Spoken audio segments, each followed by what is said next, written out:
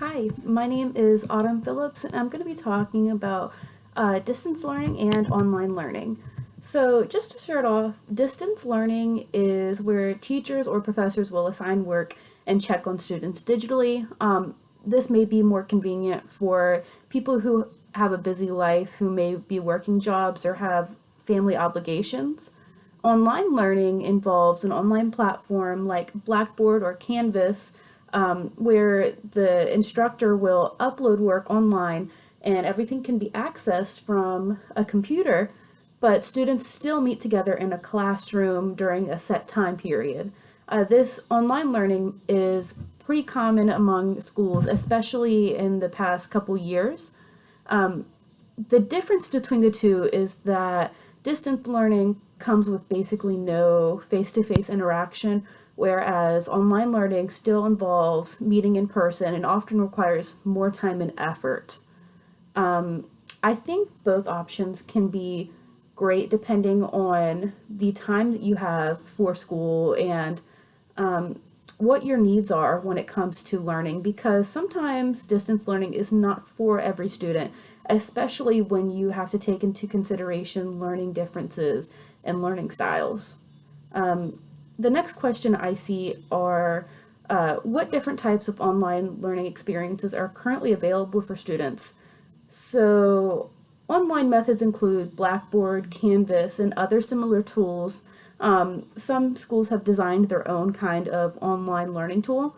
Most schools in the US now have some kind of online learning method. My high school actually implemented this when I was in high school, as I was, moving out of the high school.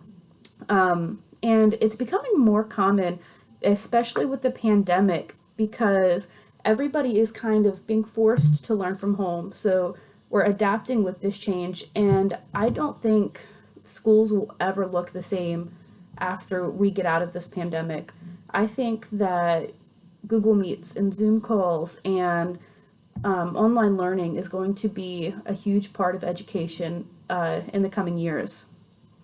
Some best practices that I have thought of is convenience for students, and I mean that more than just time.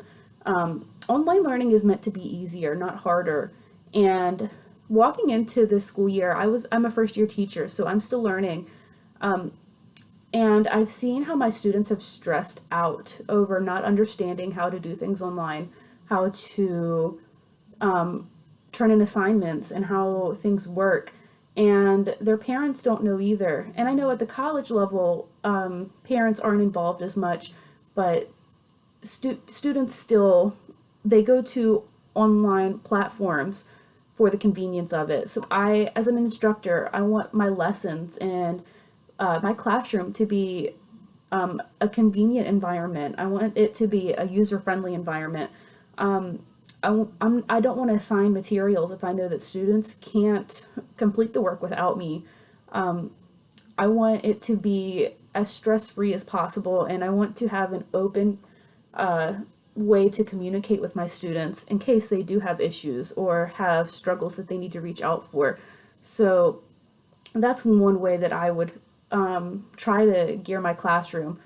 Additionally, I'd want to make my lessons engaging, and I'd want my students to want to come to class. I had a student last week say that they know I'm their teacher, but I don't feel like a teacher because the lessons are so fun for them sometimes.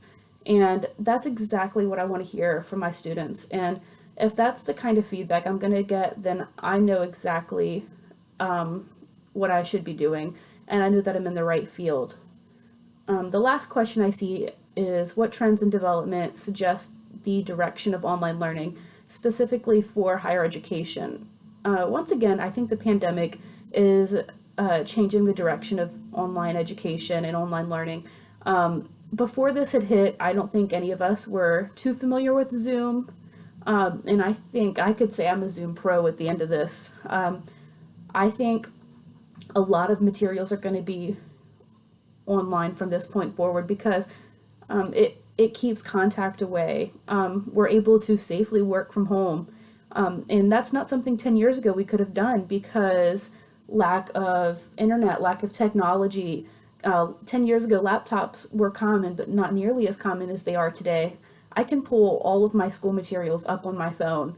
And I think the accessibility that students have now is something to note.